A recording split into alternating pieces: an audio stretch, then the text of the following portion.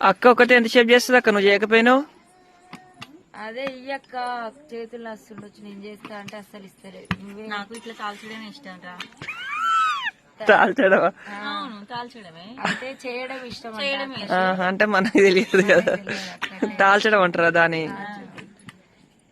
నేను కాల్చే కన్నా తహజడమే ఇష్టం అని చెప్పి అక్క చేస్తుంది. నీకేమి ఇష్టం అక్క? నాకు తీసుడే ఇష్టం. అమ్మో, మాధవక్క లేకపోతే నువ్వేగా తీసేది. నేనే చేసేది. ఇంట్లో పెద్దలు ఎవరుంటే వాళ్ళే చేయాలి పెద్ద పని. నేను చేస్తుంది పెద్ద పని అక్కది.